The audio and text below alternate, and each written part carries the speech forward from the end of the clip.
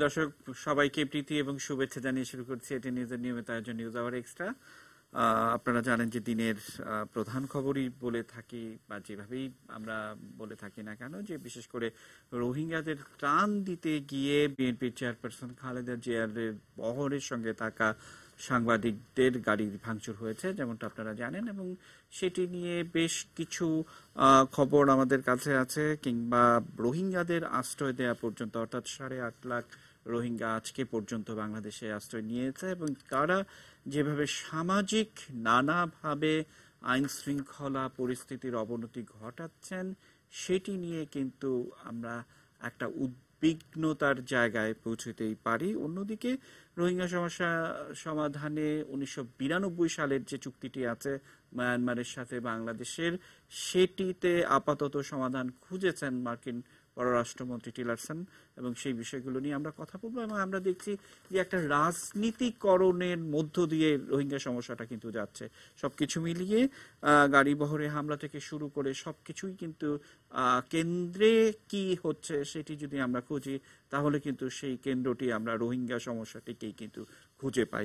আমরা আমাদের আজকের আলোচনা শুরু করব। আপনারা জানেন যে সাবেক রাষ্ট্রদূত মোহাম্মদ জমি স্যারকে আমরা পেয়েছি, তিনি আছেন। স্যার, আপনাকে স্বাগত জানাচ্ছি। আমরা পেয়েছি প্রধান তথ্য কমিশনার অধ্যাপক ডক্টর গোলাম রহমান স্যারকে। স্যার, অনেকদিন পর আমি আপনাকে পেয়েছি, স্বাগত জানাচ্ছি স্যার আপনাকে। আমরা আওয়ামী লীগ নেতা এস এম কামাল হোসেন আছেন আমাদের সঙ্গে, কামাল ভাই শুভেচ্ছা জানাচ্ছি। আছেন সাংবাদিক অজয় দাশগুপ্ত, আমরা তার সাথেও যুক্ত হব। আমরা শুরুতেই আসলে যে ঘটনাটি আজকে বিকেলের পরপর ঘটেছে, বিশেষ করে সাংবাদিকদের গাড়িতে হামলা, সেই খবরটি আমরা দেখবার পরপরই বিএনপির রুহুল কবির রিজভী আনুষ্ঠানিক ব্রিফ করেছেন। আমরা একটু তার ব্রিফিংটা শুনবো, ওবায়দুল কাদের কি বলেছেন সেটাও শুনবো। আমরা একটু শুনে এসে আমরা আলোচনায় ফিরব। বেগম জিয়ার বিপুল জনপ্রিয়তায় কাণ্ডজ্ঞান হারিয়ে ফেলে ভোটারবিহীন সরকার জনগণের উপর প্রতিশোধ নিতেই বরাবরের মতো রক্তাক্ত সন্ত্রাসকে অবলম্বন করে দেশনেত্রীর গাড়িবহরে বেপরোয়া হামলা চালিয়েছে। এই হামলায় শুধুমাত্র ব্যাপক গাড়ি ভাঙচুরই হয়নি, গণমাধ্যমের অসংখ্য সাংবাদিক সন্ত্রাসীদের দ্বারা শারীরিকভাবে আঘাতপ্রাপ্ত হয়েছেন, লাঞ্ছিত হয়েছেন। এই আক্রমণ বর্তমানে গণতন্ত্রের সংকটকে আরো ঘনীভূত করল এবং দেশ থেকে শান্তি, সহাবস্থান, স্থিতি ও পরমত সহিষ্ণুতা ফিরে আসার বদলে জুলুম সন্ত্রাসের নানা ডাইমেনশনকেই স্বীকৃতি দেওয়া হলো। বেগম খালেদা জিয়া 2.5 মাস কোনো খবর নেই, হঠাৎ করে এসে তিনি রোহিঙ্গাদের ত্রাণ সাহায্য দেওয়ার নাম করে আজকে দেশে বিশৃঙ্খলা সৃষ্টি পায়তারা করছেন। বহুদলীয় গণতন্ত্রের প্রবক্তা বিএনপি আবারও চক্রান্তের জাল ছড়িয়ে যাচ্ছে।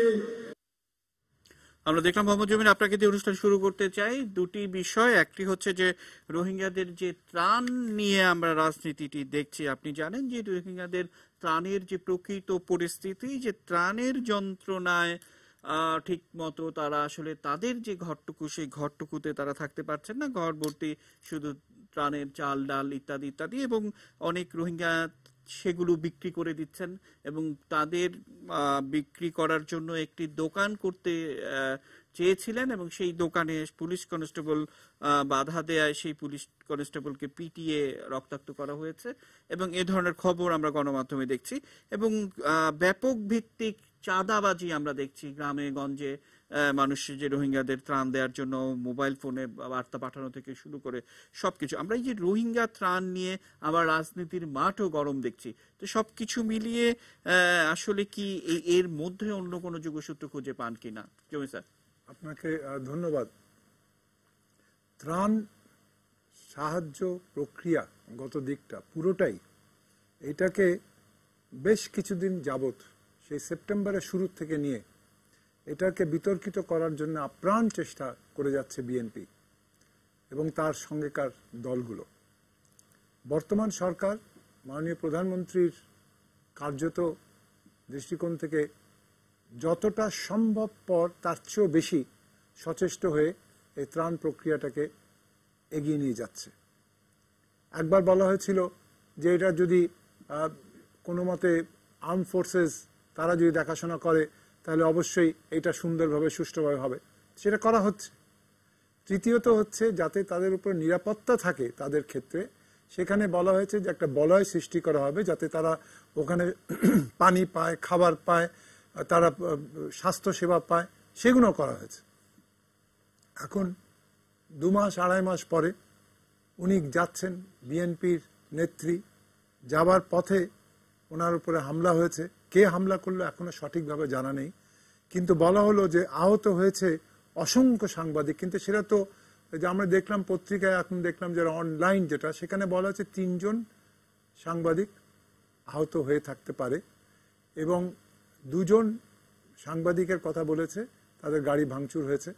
কিন্তু আহত অসংখ্য এই জিনিসগুলো বলে একটা অনেকটা থিয়েটার মতো, থিয়েটারিক্যাল একটা অ্যাসপেক্ট সৃষ্টি করা হচ্ছে। এটা ঠিক নয়। যেটা করা উচিত বিএনপির সেটা হচ্ছে, যেটা সচেষ্ট সরকার, যেটা জাতিসংঘ চেষ্টা করছে, জাতিসংঘের world food programme, FAO, UNHCR, IOM সবাই মিলে, ICRC সবাই মিলে সচেষ্ট যাতে করে তাদের দেখাশোনা করা যায়। সেখানে তাদের চেষ্টা করা উচিত যাতে সেখানে কোনো রকমের নিরাপত্তার বলয় ভেঙে না যায়। কেন আমাদের মনে রাখতে হবে যে তারা মানবতর জীবন যাপন করছিল, সেখান থেকে তাদেরকে বের করে দেওয়া হয়েছে, তারা এখানে এসে আশ্রয় নিয়েছে। বর্তমান সরকার তাদেরকে আশ্রয় দিয়েছে এবং শুধু দিয়েছে নয়, তাদেরকে শত কষ্ট সত্ত্বেও তাদের দেখাশোনা করছে। সেখানে রাজনীতিকরণ করে এই সকল জিনিসে, এই সকল ব্যাপারে সব ঠিকঠাক করা, এটা ঠিক নয়। আমাদের আইন শৃঙ্খলা রাখার জন্য সবাইকে সচেষ্ট হতে হবে, এখানে রাজনীতিকরণ করার কোনো কারণ নেই। জি স্যার, আসলে আমাদের সহকর্মী মনিরুল ইসলাম মিন্টু আছেন সেই বহরের সঙ্গে, আমরা হয়তো তার সাথে যুক্ত হব এবং আমরা একটু তার কাছ থেকে শুনে নিব যে সার্বিক পরিস্থিতিটা কি বা কি ঘটনা ঘটেছিল। কেউ কেউ বলছেন যে এই বহরে, গণমাধ্যমের বহরে হামলা এবং সেটি অনেকটাই আগে থেকে প্রস্তুতি খুব একটা না নিয়েই করা, এবং কেউ কেউ বলছিলেন যে আসলে দলের ভেতরের কিছু একটা সমস্যার কারণে হতে পারে, বা কার আগে কে দাঁড়াবেন বা কতক্ষণ দাঁড়াবেন, এই বিষয়টিও কিন্তু আছে। আমরা আসলে সামগ্রিক বিষয়টি আমাদের সহকর্মী মনিরুল ইসলাম মিন্টু আছে, তার কাছ থেকে হয়তো আমরা শুনবো, কিন্তু তার আগে আমরা যেই জায়গাটি আছেন, আমাদের সঙ্গে গোলাম রহমান স্যার আছেন, তার কাছ থেকে শুনবো যে স্যার আসলে এই যে সামগ্রিক দিকটি, যে বিশেষ করে রোহিঙ্গাদের ত্রাণ নিয়ে পরবর্তীতে রাজনীতি, আমাদের রাজনীতি যে একটা উত্তপ্ত হয়ে যায়, তার পার্ট একটি গণমাধ্যমের সাংবাদিকরা যখন আক্রান্ত হয়, তখন কিন্তু বিষয়টি আর ছোট ঘটনা থাকে না। তো সবকিছু মিলে গোলাম রহমান স্যার, আপনি কিভাবে দেখেন বিষয়গুলো? ধন্যবাদ। আজকের এই বিষয়টি বিশেষ করে একটি রাজনৈতিক উদ্যোগ, যে রাজনৈতিক উদ্যোগটি হচ্ছে যে বিএনপি একটি বড় রাজনৈতিক দল, তারা বেগম খালেদা জিয়া তিনি যাচ্ছেন রোহিঙ্গাদের দেখতে। আসলে দীর্ঘদিন পরে তিনি বিদেশ থেকে ফিরেছেন এবং তার 10 দিন পরে তিনি যাচ্ছেন, এবং সেই অবস্থায় আগামীকাল উনি দেখবেন সেখানে। আজকে তার যাত্রা ছিল ঢাকা থেকে। এখন এই অবস্থায় তার গাড়ি বহরে, বিশেষ করে সাংবাদিকদের গাড়ি, আমরা শুনলাম যে আক্রমণ হয়েছে। এখন বিষয়টি হচ্ছে যে সাংবাদিকদের উপর আক্রমণ কিংবা গাড়ি বহরে আক্রমণ, এটি অবশ্যই নিন্দনীয় এবং একটি গণতান্ত্রিক প্রেক্ষাপটে জিনিসটিকে যে কেউ এটিকে নিন্দা জানাবে, আমরাও নিন্দা জানাই। কিন্তু বিষয়টি হচ্ছে যে কিছুদিন আগে যখন একটি কোর্টে বেগম খালেদা জিয়াকে হাজির করা হয়েছিল, সেখানেও কিন্তু বিএনপির নিজেদের মধ্যেই মারামারির দৃশ্য আমরা অবলোকন করেছি, আমরা কিন্তু টিভি পর্দায় দেখেছি। সুতরাং এই ঘটনাটি এখন কারা ঘটেছে, কি অভ্যন্তরে কি ঘটেছে, এখনো কিন্তু আমরা পরিষ্কার না। এটা আমরা আপনাদের কাছ থেকে জানতে চাই, সাংবাদিকদের কাছে জানতে চাই। দ্বিতীয় প্রশ্নটি হচ্ছে যে সাংবাদিক আক্রান্ত হলে স্বাভাবিকভাবেই গণতন্ত্রের উপর একটা বড় ধরনের হুমকি, এটা বুঝতে হবে। এবং এটি যে কোনো সাংবাদিকই হোক, সে 2 জন হোক 5 জন হোক, সংখ্যাটি কিন্তু বড় নয়। সাংবাদিকদের গাড়ির উপর হামলা হলে এটি অবশ্যই এটা শক্তভাবে দেখতে হবে যে হামলা কারা করেছে, কেন করেছে, এটার উদ্দেশ্যটা কি। এখন সাংবাদিকদের, গণমাধ্যম কর্মীদের মুখ বন্ধ করার কোনো সুযোগ নেই গণতন্ত্রে। তারা তারা স্বাভাবিকভাবেই খুব মানে এই স্বাধীনতা ভোগ করে, এবং এই স্বাধীনতা ভোগ করে এই জন্যে যে তারা একেবারে নির্দ্বিধায় বস্তুনিষ্ঠভাবে বিষয়গুলোকে উপস্থাপন করবে। স্যার, আমি আবারও শুনবো আপনার সঙ্গে সহকর্মী মনিরুল ইসলাম মিন্টু, যিনি এই মুহূর্তে বেগম জিয়ার গাড়ি বহরের সঙ্গে আছেন এবং সকাল থেকেই তিনি তাকে ফলো করছেন এবং এই ঘটনার সম্পর্কেও তার মন্তব্য শুনবো। সবকিছু মিলে মিন্টু, আসলে ঘটনার সূত্রপাত এখন পরিস্থিতি কি, সবকিছু মিলিয়ে আমাদেরকে যদি একটু ব্রিফ করেন মিন্টু।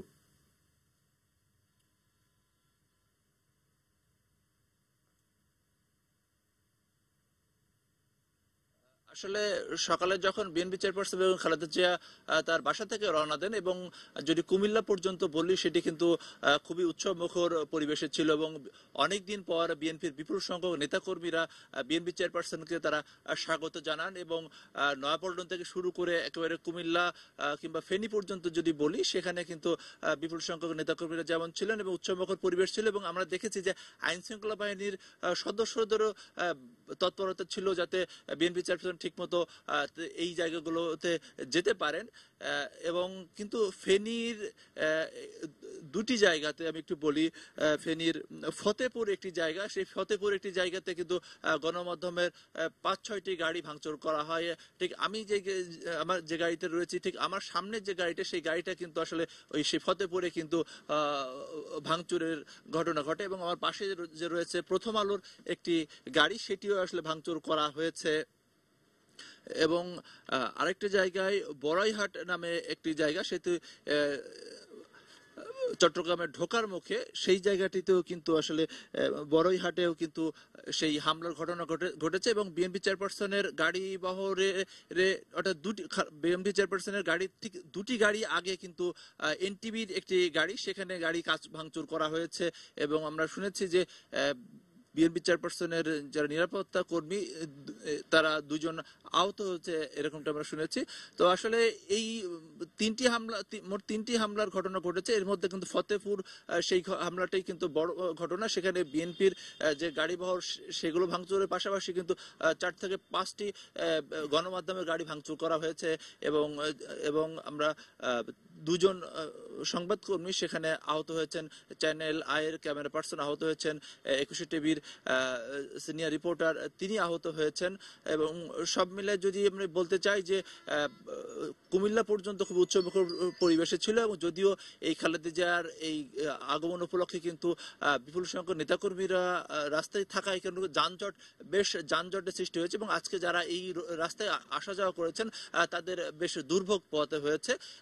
কিন্তু এই যে আপনার ফেনীতে আসার পরেই কিন্তু আসলে এই যে ফেনী থেকে চট্টগ্রামে ঢোকার মুখে 3টি ঘটনা ঘটেছে। বিএনপির পক্ষ থেকে অভিযোগ করা হয়েছে যে সরকার দলীয় লোকজন, স্থানীয় যারা রয়েছে, তারা এই হামলার ঘটনা ঘটিয়েছে। তবে আমরা প্রত্যক্ষদর্শী এবং যারা এই হামলার শিকার হয়েছেন তাদের কাছ থেকে আমরা জেনেছি যে এই হামলার ঘটনা যারা ঘটিয়েছে তারা কিন্তু খুব বেশি সংখ্যায় ছিলেন না, এবং সেই জায়গাটা একটু নির্জন জায়গাগুলো ছিল, এবং সেখানে কিন্তু আসলে ওই বিএনপি নেতাকর্মীরা যে সমাবেশ বা জড়ো হয়েছিলেন সেই রকম একটি জায়গা নয়, একটু ফাঁকা জায়গা। এই ফাঁকা জায়গায় ঢিল ছুড়ে ফতেপুরে এই আক্রমণ চালানো হয়, এবং বড়াইহাট চট্টগ্রামের ঢোকার মুখে সেটি কিন্তু ঘটনাটা সন্ধ্যা 7:30টার দিকে, এবং সেই 7:30টার দিকে অন্ধকারের মধ্যে দুপাশ থেকে ঢিল ছোড়া হয়, এবং এই যে এনটিভির যে গাড়িটি, সেই গাড়িটি ভাঙচুর হয়, এবং সেখানেও 2জন আহত হয়। তো এই মিন্টু, একটা বিষয় যে আমরা আমাদের হাতে যে সমস্ত তথ্যপাত্র আছে, যে একটি প্রভাবশালী অনলাইন তারা খবর দিচ্ছে যে বিশেষ করে যেই জায়গাটিতে আপনি বলছিলেন যে একটু অন্ধকারাচ্ছন্ন, সেখানে বহরের গাড়ি থামার কথা ছিল, এবং তাদেরকে উপেক্ষা করে গাড়ি একটু এগিয়ে যাওয়ার পরপর সংশ্লিষ্ট এলাকার কেউ ক্ষুব্ধ হয়ে এই ঢিল ছুটতে পারে, এরকম একটি অনলাইন খবর দিচ্ছে আমার সামনে আছে। এটি একটি দিক। আবার অন্যদিকে রুহুল কবির রিজভী এই ঘটনা ঘটার সঙ্গে সঙ্গে সরকার পক্ষ করেছে এমন বক্তব্য দিয়েছে, যেটি আমরা গণমাধ্যমেও দেখালাম। সবকিছু মিলিয়ে আপনারা কি খুঁজে পেয়েছেন এরকম কিছু, মিন্টু?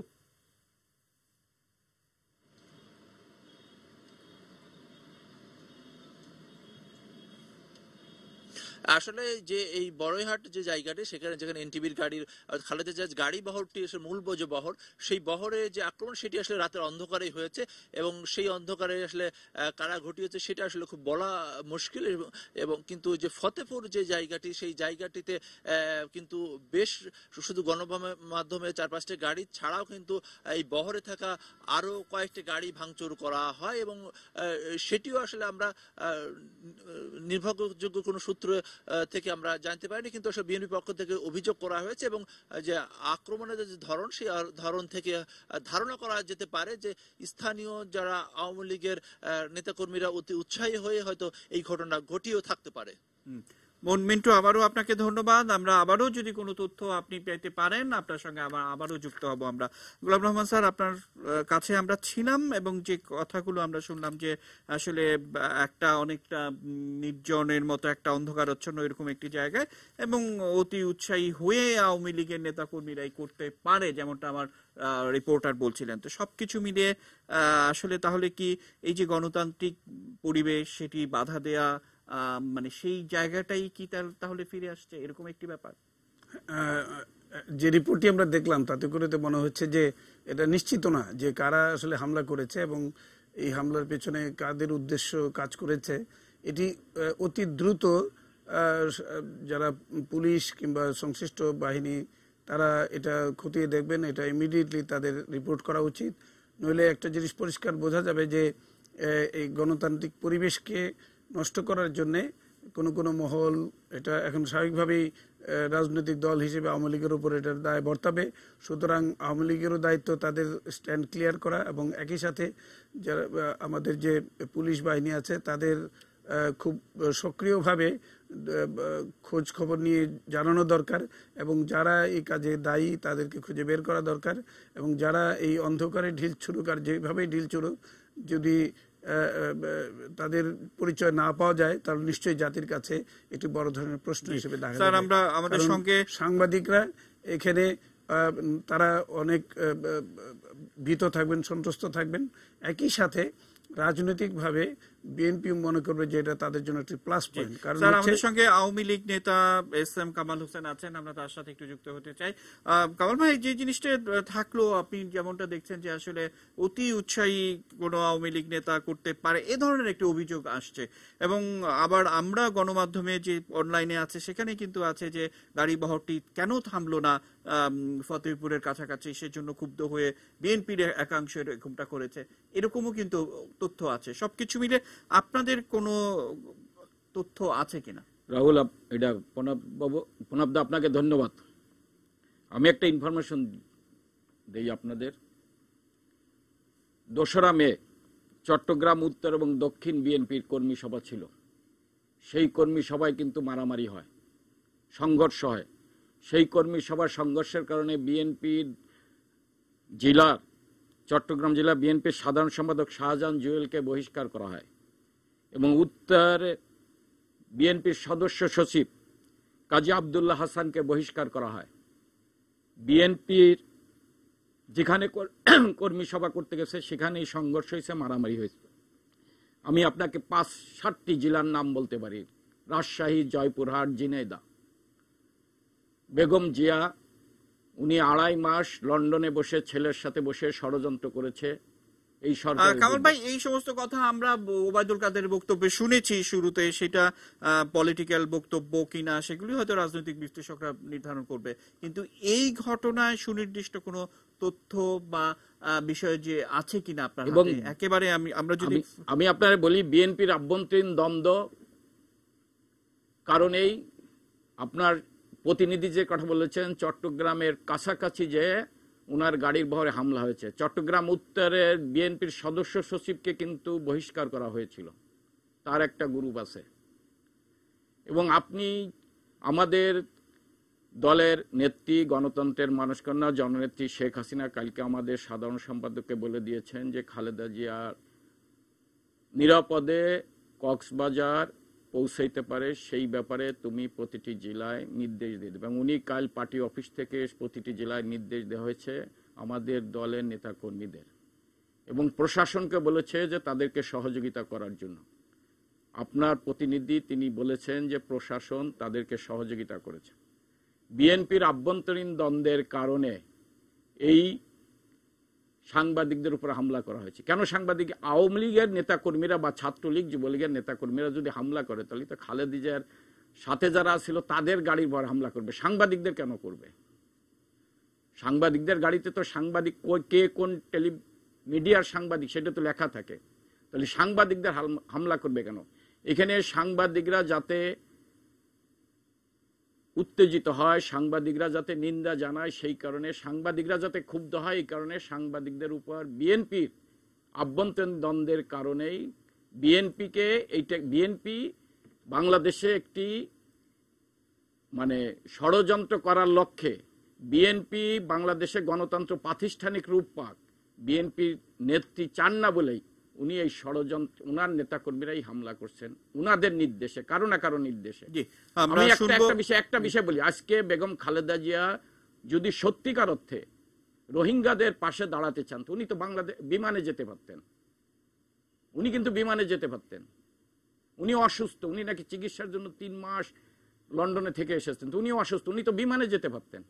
আপনি কয়েকদিন আগে দেখেন খালেদা জিয়া কোর্টে হাজির হতে গেলে সেদিন যারা আমরা মনে করি আইনজীবীরা, বিজ্ঞ আইনজীবী, সেই আইনজীবীরা খালেদা জিয়ার সামনে গাড়ির সামনে মারামারি করছেন এবং একজন মহিলা আইনজীবীরা কিভাবে চুল টেনে ধরেছেন, এটা কত নোংরা। তারা যখন খালেদা জিয়ার গাড়ির সামনে, এখানে যদি কোনো আইনজীবীর হাতে লাঠি থাকতো তাহলে তো খালেদা জিয়ার গাড়িতে যে লাঠিটা পড়তো, তাহলে বলতে যে আওয়ামী লীগ এই লাঠিতে হামলা করছে। এখন তাদের আভ্যন্তরীণ দ্বন্দ্বের কারণে আমরা আসলে বুঝতে পেরেছি, আমরা যা যেভাবেই বিশ্লেষণ করি না কেন কিন্তু পক্ষান্তরে এটি কিন্তু গণমাধ্যমেরই উপর হামলা, সেটি কিন্তু আমরা নিশ্চিতভাবে বলতে পারি। সাংবাদিক অজয় দাশগুপ্ত আছেন, আমরা একটু শুনবো। অজয় দাশগুপ্ত, আসলে বাংলাদেশের রাজনীতিতে রাজনৈতিক যে হামলাগুলো দেখছি, অর্থাৎ নিশ্চয়ই আপনি জানেন যে আগামীকাল সেই 21শে আগস্ট মামলার কিন্তু রায় হতে যাচ্ছে এবং সেটিও কিন্তু অনেক বড় একটি চাঞ্চল্যকর, যে একটি রাজনৈতিক দলকে একেবারে হত্যার উদ্দেশ্যে আমরা দেখেছি। মানে রাজনীতিতে এই বিষয়টি যেন আস্তে আস্তে আমাদেরকে জেঁকে বসছে। আবার রোহিঙ্গাদের নিয়ে আমরা কথা বলছি, আমাদের স্ক্রিনে নিশ্চয়ই আপনি দেখতে পাচ্ছেন যে সেই মেলথাসের জনসংখ্যা সূত্র অনুযায়ী যে এই জনগোষ্ঠী যারা অশিক্ষা, কুশিক্ষা, অসংস্কৃতির মধ্য দিয়ে বড় হয়েছে, তারা কিন্তু এখন অস্ত্র হাতে আমাদেরকে হামলা করছে। অর্থাৎ এই দায় কিন্তু আবার আমাদেরকেই নিতে হচ্ছে, তাদেরকে আবার আমাদেরই ত্রাণ পৌঁছতে দিতে হচ্ছে এবং সেই ত্রাণ তারা বিক্রিও করে দিচ্ছে। বিচিত্র একটি পরিস্থিতি, কিভাবে মূল্যায়ন করবেন? অজয় দাশগুপ্ত। ধন্যবাদ। আপনি প্রণব পরে সব শেষে যে প্রসঙ্গটি উপস্থাপন করলেন, অর্থাৎ আজকে কিন্তু আমাদের গণমাধ্যমে আলোচনা হওয়া উচিত ছিল যে আমাদের বাংলাদেশের একজন নাগরিক সে নিহত হয়েছে, আরও হামলায় কয়েকজন আহত হয়েছে এবং এই হামলায় যারা যুক্ত সেটা কেবল লাঠি না, আগ্নেয়াস্ত্র ব্যবহার করা হয়েছে। কিন্তু দুর্ভাগ্যজনকভাবে ভিন্নভাবে এটা হলো এবং পুরাটা আপনারা যে শিরোনামটা করেছেন সেটা আমি জানি না যে আওয়ামী লীগ যারা ক্ষমতায় আছে তাদের কোনো এলাকার কর্মীদের নির্বুদ্ধিতা কিনা, কিংবা আইন শৃঙ্খলা বাহিনীও, এটা খুবই যন্ত্রণাদায়ক, কষ্টের। এটাও দুর্ভাগ্যজনক বলবো যে ঢাকা থেকে কক্সবাজার এই দীর্ঘ পথ কিন্তু বিএনপি সাবেক প্রধানমন্ত্রী একাধিকবারের তিনি ত্রাণ বিতরণ করতে যাবেন, সেই জন্য কিন্তু এই ঢাকা থেকে কক্সবাজার অন্তত 500 কিলোমিটারের মতো রাস্তা হবে। সেই পথটাকে নির্বিঘ্ন রাখতে আমাদের আইন শৃঙ্খলা বাহিনীর 2 দিন, আজকে এবং আগামীকাল, শুধু গলদঘর্ম বললে বোধহয় কম বলা হবে। রাজনীতিতে এটা এইসব বিষয়গুলো সবারই বিবেচনায় রাখা উচিত। সাংবাদিকরা আক্রান্ত হয়েছে, খুব স্বাভাবিক যে আমরা কেন, গোটা দেশ নিন্দা করবে, বিশ্ব সংবেদনশীল প্রতিটি মানুষের নজরেও এই বিষয়টা আসবে। যারা হামলা করেছে, যদি আওয়ামী লীগের বিরোধী পক্ষ কেউ করে থাকে বা বিএনপির সঙ্গে সম্পর্কিত, তারা জানে যে এটা নিউজ হবে। আর আওয়ামী লীগের যদি কোন মহল করে থাকে, তারা চরম নির্বুদ্ধিতার পরিচয় দিয়েছে। অজয় দাশগুপ্ত, আসলে এর আগে বিএনপি যখন প্রথম দফা ত্রাণ নিয়ে কক্সবাজার যাওয়ার চেষ্টা করলো, সেই সময় কিন্তু কক্সবাজারের ডিসি সেই ত্রাণ তিনি বলেছিলেন যে ত্রাণ দিতে হলে সেখানে সংশ্লিষ্ট কর্তৃপক্ষের মাধ্যমেই দিতে হবে, এবং সেটি নিয়েও কিন্তু আমরা এক ধরনের রাজনীতি দেখেছি। এবং তাহলে যে প্রশ্নটি আসে যে ত্রাণ নিয়ে যে কেউ রাজনীতি তো করতে চাইবেই, তাহলে সরকার ঘনিষ্ঠ যারা আছেন, আইন শৃঙ্খলা রক্ষাকারী বাহিনী আছে, তারা বিষয়টি বুঝবেন না কেন? আমরা এই প্রশ্নের উত্তর খুঁজবো। আমরা ছোট্ট একটি বিরতি নিয়ে ফিরে আসতে চাই। প্রিয় দর্শক, নিচে ছোট্ট বিরতি, এটি নিউজের সঙ্গেই থাকুন।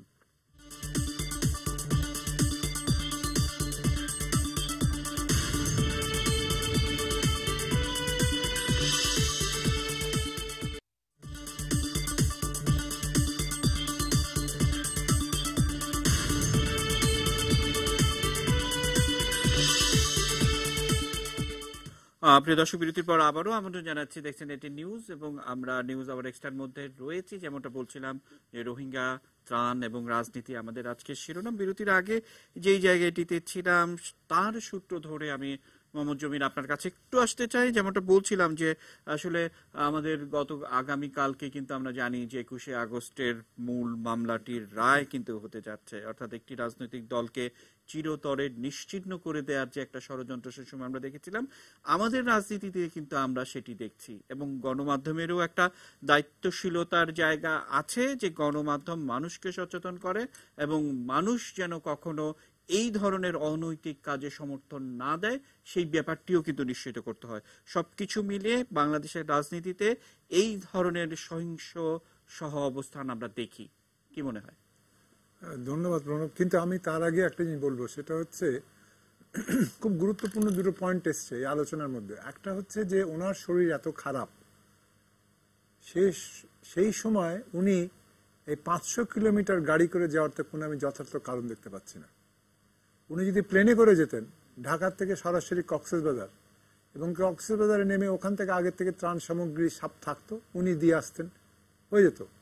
এখন এই পুরোটা রাস্তা এখানে নিরাপত্তার বলয় সৃষ্টি করা, তাদেরকে ওনাকে নিয়ে যাওয়া, সবকিছু করা, ফেনী পর্যন্ত তোমার রিপোর্টে দেখলাম যে ফেনী পর্যন্ত কোনো রকমের কোনো কিছু হয়নি। তাহলে হঠাৎ করে ফেনী পার হওয়ার পর থেকেই এইসব ঘটনা, চিটাগংয়ে ঢোকার আগে ঘটনা, এইটা কি মিডিয়ার উপরে আক্রমণ যেটা করা হয়েছে সেটা দৃষ্টি আকর্ষণ করার জন্য, সেটা নিয়ে একটু আমাদের চিন্তা করার প্রয়োজন আছে, বিশেষ করে যেহেতু কালকে রায় দেওয়া হবে। দ্বিতীয় আমার যে পয়েন্ট যেটা, সেটা হচ্ছে যে 21শে আগস্টের যে ঘটনা ঘটেছে, তার মাধ্যমে আগে 15ই আগস্টের কথা আমাদের স্মরণ রাখতে হবে।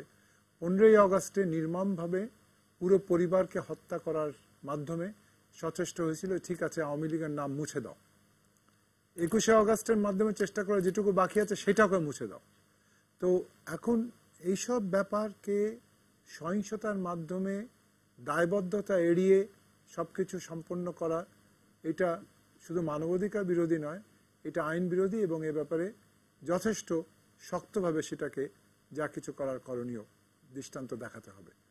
তো আমি আশা করব যে যারা কিন্তু এসব ঘটনা ঘটিয়েছে তাদেরকে উচিত, পুলিশ তাদেরকে চেষ্টা করে ধরা এবং তাদেরকে বের করা কারা করেছে।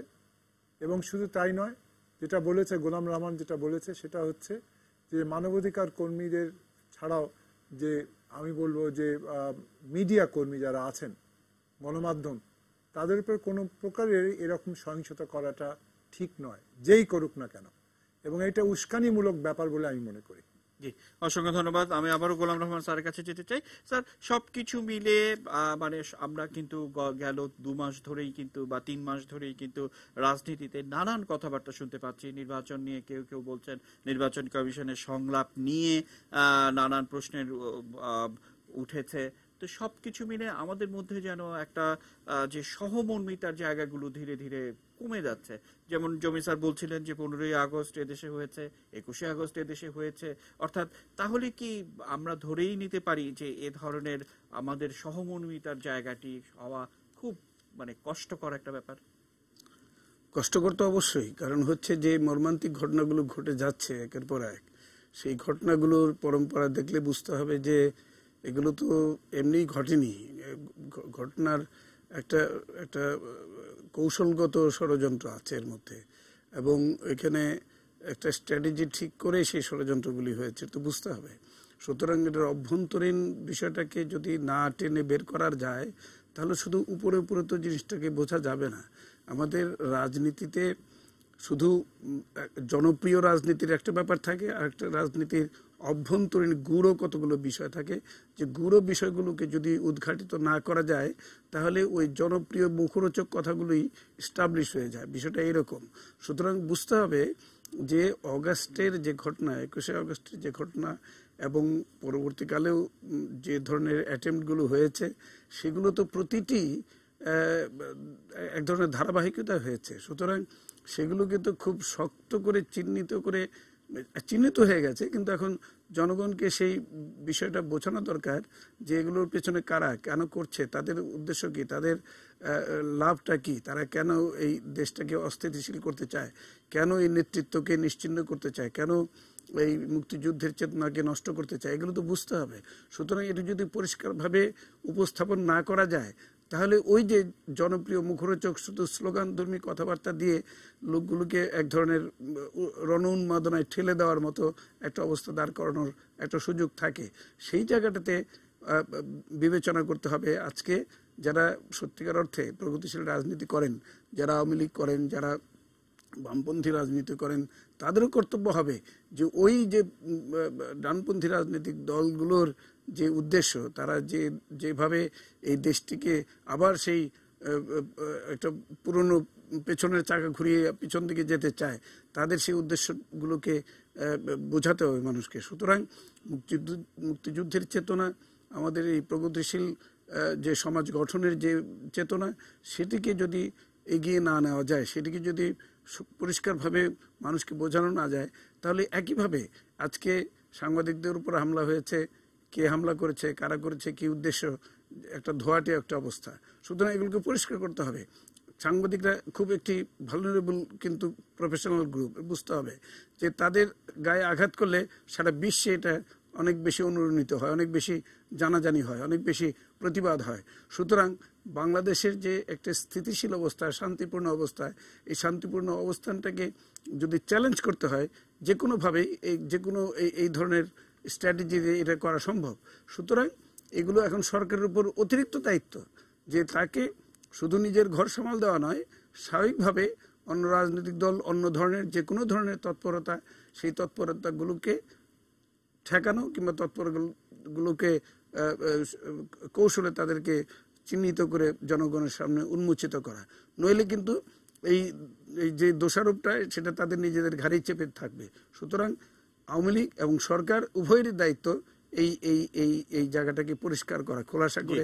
অসংখ্য ধন্যবাদ। আমি অজয় দাশগুপ্ত এবং কামাল হোসেন আপনাদের দুজনকে একটি কমন প্রশ্ন করতে চাই যে আসলে আপনি নিশ্চয়ই জানেন যে বাংলাদেশের যে রাজনীতি চেহারাটি আমরা দেখছি সেখানে কিন্তু কিছু কমন কনফ্লিক্ট আছে, অর্থাৎ একেবারে কমন কিছু সাংঘর্ষিক পরিস্থিতি আমরা দেখেছি। আমরা যখন কথা বলি তখন এই কনফ্লিক্টগুলিকে কখনো মাথায় রাখি না। আমরা জানি যে বাংলাদেশে একটি ৭৫-এর ১৫ই আগস্ট ঘটেছে, একটি বাংলাদেশে ২১শে আগস্ট ঘটেছে। রাজনীতির মান নিয়ন্ত্রণে যদি আমরা এই ঘটনাগুলোকে মাথায় রাখি তাহলে কি রাজনীতি বুঝতে সহজ হবে? অজয় দাশগুপ্ত, কি বলবেন? এটা খুবই কি বলা যায় আর কি, তাৎপর্যপূর্ণ প্রশ্ন আর কি। আমাদের প্রধানমন্ত্রী কিন্তু আমার বিবেচনায় ১৯৮১ সালের সক্রিয় রাজনীতিতে যদি বলি আসার পর থেকে এই প্রসঙ্গটা বলছেন যে ১৫ই আগস্ট, ৩রা নভেম্বরের জেল হত্যাকাণ্ড, ১৫ই আগস্টের হত্যাকাণ্ড, পরবর্তী সময়ে ২১শে আগস্ট, ১৭ আগস্ট কিংবা জেএমবির পরবর্তী সবগুলো কিন্তু একই সূত্রে, কিংবা ২০১৩ সালে এই ঢাকায় আপনার বায়তুল মোকাররম থেকে শুরু করে মতিঝিল শাপলা চত্বর পর্যন্ত হেফাজতে ইসলামের তৎপরতা, ১৩ দফা, এগুলো একটা থেকে আরেকটা বিচ্ছিন্ন না, এটা মনে রাখতে হবে। এবং একটা কমন শক্তি যেটা যে জমির সাহেব ঠিকই বলেছেন যে ২১শে আগস্ট ছিল, যে আমার মনে আছে আমি তখন একটি পত্রিকায় কাজ করতাম, তো ওই পত্রিকার একটা লাইন ছিল যে গোটা প্রথম দিনই সেটা লেখা হয়েছিল, শেখ হাসিনা সহ আওয়ামী লীগের কেন্দ্রীয় পুরো নেতৃত্বকে একসঙ্গে হত্যা করার পরিকল্পনা ছিল। কাজেই সেইটা থেকে বের হয়ে আসবে। আপনি দেখেন যে ঢাকা থেকে যদি জর্ডানের রানী সরাসরি কক্সবাজারে, তিনি কিন্তু ঢাকায় আসেননি, ঢাকায় অবতরণ করেননি। একটি দেশের এত শীর্ষ পর্যায়ের একজন এসেছেন, তিনি কিন্তু কক্সবাজার বিমান অবতরণ উড্ডয়ন অবস্থা জানেন, তার দেশ জানে, এত আধুনিক যে সেখানে একটি দেশের রানী তিনি অবতরণ করতে পারেন এবং সেখান থেকে আবার উড্ডয়ন করে চলে যেতে পারেন। সেটাই কিন্তু সবার উচিত, যেটা একটু আগে আমি বলছিলাম যে ত্রাণ তৎপরতা। আপনি সেনাবাহিনীকে দিয়ে কিন্তু সমন্বয় সাধন করা।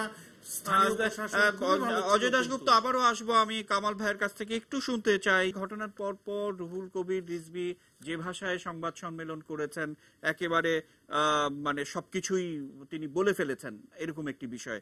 সেক্ষেত্রে আওয়ামী লীগের মতো এত বড় একটি দলের প্রস্তুতি কোথায়, কথা বলার জায়গাটি কোথায়, আসলে কি বলবেন? রুহুল কবির রিজভী যে কথা বলেছেন সে সম্পূর্ণ অসত্য কথা বলেছেন। খালেদা জিয়া রোহিঙ্গাদের উদ্দেশ্যে রওনা দিয়েছেন যে পথে, এটা তার অসৎ উদ্দেশ্য। আমি শুরুতেই বলেছিলাম উনি বিমানে যেতে পারতেন। বিএনপির জন্ম হয়েছে ষড়যন্ত্রের মধ্যে দিয়ে, এবং ষড়যন্ত্রের মধ্যে দিয়ে তারা ক্ষমতা আসতে চায়। আপনি এর আগে একটি প্রশ্ন করেছিলেন যে ৭৫-এর ১৫ই আগস্ট বঙ্গবন্ধু সহ তার পরিবারের ১৮ জন সদস্যকে হত্যা করার পর যে পাকিস্তান ধারা রাজনীতি শুরু হয়েছিল, সেই ধারার প্রতিনিধিত্ব করছেন বেগম খালেদা জিয়া, এবং বেগম খালেদা জিয়া সেই ধারার প্রতিনিধিত্ব করে বলেই আপনি বলেছেন আগামীকাল ২১শে আগস্টের গ্রেনেড হামলার রায় হবে। সেদিন ২০০৪ সালে ২১শে আগস্ট খালেদা জিয়া যে ধারার প্রতিনিধিত্ব করেন, সেই শক্তি, যে শক্তি ৭৫-এর ১৫ই আগস্ট বঙ্গবন্ধুকে তার পরিবারের ১৮ জন সদস্য সহ হত্যা করেছিল, সেই শক্তি বঙ্গবন্ধু তার জননেত্রী শেখ হাসিনাকে হত্যা করার মধ্যে দিয়ে আবার যে মুক্তিযুদ্ধের চেতনার প্রতীক ছিল যে জননেত্রী শেখ হাসিনা, ঐক্যের প্রতীক ছিল, তাকে হত্যা করার মধ্যে দিয়ে বাংলাদেশে পাকিস্তানের ভাবধারা রাজনীতি ফিরিয়ে আনার তাদের একটা পরিকল্পনা ছিল। আজও সেই ষড়যন্ত্র বেগম খালেদা জিয়া করছে। আমরা জানি মানে এই বিষয়গুলো, কিন্তু আপনাদের দলের প্রস্তুতিটি কোথায়? এবং আমরা দেখি যে একেবারে এই বেসিক জায়গাগুলোর মধ্যে আপনি, আপনার দল, আপনার ছাত্রলীগ, যুবলীগ, তারা কিন্তু এই কনফ্লিক্টের জায়গাগুলোর মধ্যে নেই। তারা কিন্তু তাদের নিজস্ব ব্যবসা বাণিজ্য, মানুষকে সচেতন করার যে জায়গাটি, সেগুলো থেকে তারা অনেক দূরে সরে গেছে। কি বলবেন? আমরা সাংগঠনিকভাবে এই ধারার বিরুদ্ধে, এই ষড়যন্ত্রকারীর বিরুদ্ধে আমরা সাংগঠনিকভাবে সারা দেশে দলকে সুসংগঠিত করছি, ঐক্যবদ্ধ করছি, এবং আমরা মনে করি বিএনপি জানে যে নির্বাচনের মধ্যে দিয়ে ক্ষমতা আসতে পারবে না, কারণ জননেত্রী শেখ হাসিনার সততা। বুঝতে পেরেছি আসলে আপনি কি বলতে চাইছেন। মোহাম্মদ জমির, আপনার কাছে আসতে চাই যে আসলে যে ঘটনাটি আমরা বলছি, যে সেই ঘটনা যতটা গুরুত্বপূর্ণ ঘটনা হোক বা যতটা কম গুরুত্বপূর্ণ ঘটনা হোক, পুলিশ কিংবা প্রশাসনের থেকে একটি বক্তব্য আসা উচিত, যেটি সভ্য গণতান্ত্রিক দেশে, যে পরিষ্কারভাবে কি হয়েছিল। কিন্তু এড়ানোর জন্য কিন্তু বলা যায় যে তদন্ত ইত্যাদি ইত্যাদি, কিন্তু ইতিমধ্যেই কিন্তু ফেসবুক সহ অন্যান্য সামাজিক গণমাধ্যমে পরিষ্কার চিত্রটি বেরিয়ে এসছে যে সেখানে আসলে কি হয়েছিল। তাহলে কি আমাদের প্রশাসন কিংবা আমাদের যারা নীতি নির্ধারক, তারা অনেকটা পিছিয়ে? মোহাম্মদ জমির, আমি বলবো না যে তারা পিছিয়ে, আমার মনে হয় যে এটা যা ঘটেছে সেইটার উপরে অবশ্যই আমাদের ল এনফোর্সমেন্ট অথরিটি যারা আছেন এবং যারা এই দায়িত্বে ছিলেন, সেইটার ব্যাপারে তারা তাদের একটা প্রতিবেদন দেওয়া উচিত। এবং তাই শুধু নয়, যেহেতু এটা ডিজিটালাইজেশনের যুগ, সেখানে যদি কেউ সিসিটিভি ক্যামেরা থেকে থাকে ওই পথে, কিংবা ওখানে ধারে পাশে কারো যদি মোবাইল ফোন থাকে, যদি সে ভিডিও উঠিয়ে থাকে, সেই সূত্র ধরে তাদের উচিত হবে এটা নির্ধারণ করা কারা এরকম জাতীয় ঘটনা ঘটিয়ে থাকতে পারবে। এবং তারপরে আজকালকার জীবনে এখানে আমরা জানি যে আমাদের যে বায়োমেট্রিক্স পদ্ধতি আছে, সেই বায়োমেট্রিক্স পদ্ধতির থেকে যে ব্যক্তির ছবি উঠবে ওখানে, তাকে নির্ধারণ করা, সে কি করে না করে, কেন করেছে ইত্যাদি। স্যার, আমরা প্রায় শেষের দিকে, একটু গোলাম রহমান স্যারের কথা একটু শুনতে চাই। স্যার, নিশ্চয়ই আপনি শুনতে পাচ্ছেন আমাদেরকে। এবং স্যার, একটা বিষয় যে আমরা বাংলাদেশের অবস্থানটা, আমরা যে জায়গাটিতে সাম্প্রতিক সময় দেখছি যে বিশ্বের অন্যতম মনোযোগের কেন্দ্রবিন্দু কিন্তু বাংলাদেশ, নিশ্চয়ই আপনি জানেন। আমরা কিছুক্ষণ আগে দেখলাম যে পুতিন নিজেই সুইচ টেপে পারমাণবিক অস্ত্র পরীক্ষা তিনিই করলেন, অর্থাৎ সেই দেশের পুতিন এবং তার দেশের মানুষের যে সক্ষমতা এবং বিচার বিশ্লেষণ কিংবা অন্য কেউ কোনো কিছু ষড়যন্ত্র করতে পারবে এরকম দেশের জনগণ কিন্তু নেই। কিংবা ভারতের কথাই বলুন, কিংবা চীনের কথাই বলুন, কিংবা মার্কিন যুক্তরাষ্ট্রের কথা বলুন, কিন্তু আমাদের দেশেই দেখি আমরা যে স্বাধীনতার বিরোধীরা এখানে সমান তালে রাজনীতি করে। এখানে আসলে কার গলদ, কার দায় এটি? গোলাম রহমান। আমি একটা প্রশ্ন রেখে আমি প্রশ্নটার উত্তর দিতে চাই। প্রথম প্রশ্নটা হচ্ছে যে সোফার আমরা যে জানলাম যে কয়টি হামলার ঘটনা ঘটেছে, এ পর্যন্ত বোধহয় 3টি হামলার ঘটনা ঘটেছে এই আজকে, এবং 3টি হামলাতেই কিন্তু লক্ষ্যবস্তু হয়েছে সাংবাদিকদের গাড়ি। এখানে তাহলে কোনো স্ট্র্যাটেজিক কোনো প্ল্যান কারো আছে কিনা এটা বোঝা দরকার। যদি বহরে হামলা হয়ে থাকে তাহলে তো যে কোনো গাড়িতেই হামলা হতে পারতো, সেটা কিন্তু হয় না। 3টি জায়গায় হামলা হয়েছে, 3টি জায়গাতেই শুধু সাংবাদিকদের গাড়ি লক্ষ্যবস্তুতে পরিণত হয়েছে। এটা আমার প্রশ্ন হলো এটার ভেতর থেকে আরো কোনো উত্তর পাওয়া যায় কিনা ভবিষ্যতে। আর দ্বিতীয় বিষয়টি হচ্ছে যে গণতান্ত্রিক একটি পরিবেশকে বিবেচনায় রাখতে গেলে আন্তর্জাতিকভাবে দেশ যে এগুচ্ছে, দেশ যে একটা প্রগতির মুখে, দেশ যে উন্নত হচ্ছে, এই ভাবধারাটি বিশ্বে একটি রোল মডেল হিসেবে দাঁড়াচ্ছে। এখন এই পরিবেশ পরিস্থিতিতে বাংলাদেশকে প্রশ্নের সম্মুখীন করা, যেখানে আমরা নিরাপত্তা পরিষদে এবং সাধারণ পরিষদে একযোগে বলতে চাই যে রোহিঙ্গা সমস্যাটি একটি বড় সমস্যা এবং যে সমস্যাটা। স্যার, আমি একেবারে শেষ পর্যায়ে চলে এসেছি। প্রিয় দর্শক, এই ছিল আমাদের আজকের আয়োজন এবং আপনারা নিশ্চয়ই জানেন যে রাত 2:15 এবং পরের দিন সকাল 7:15 এই অনুষ্ঠানটি পুনঃপ্রচারিত হয়। আমরা বিদায় নিতে চাই আজকে, কিন্তু আমাদের আরেকটি সেটে সহকর্মী প্রভাস আমিন আছেন, আমরা তার সাথে সরাসরি যোগাযোগ করতে চাই। প্রভাস, আজকে কি আপনার আয়োজন, কারা কারা থাকছে আপনার আয়োজনে? প্রণব সাহেব, আপনাকে ধন্যবাদ। আজকে আসলে এই রোহিঙ্গা ইস্যুতেই বিএনপি চেয়ারপারসন বেগম খালেদা জিয়া কক্সবাজার যাচ্ছেন, এখন উনি চট্টগ্রামে পৌঁছেছেন। কিছুক্ষণ আগে আমি কথা বলেছি আমাদের রিপোর্টারের সাথে, এই বিষয়টি নিয়ে কথা বলবো। আমার সাথে 2জন রাজনীতিবিদ থাকবেন, একজন আওয়ামী লীগের প্রতিনিধি, আওয়ামী লীগের কেন্দ্রীয় কমিটির সদস্য অ্যাডভোকেট রিয়াজুল কবির কাউসার, এবং বিএনপি সহ আন্তর্জাতিক বিষয়ক সম্পাদক অ্যাডভোকেট ফাহিমা নাসরিন মুন্নি। ছোট্ট একটা বিরতি নিয়ে এই দুই নতুন থেকে নিয়ে আমি ফিরে আসছি আলোচনায়।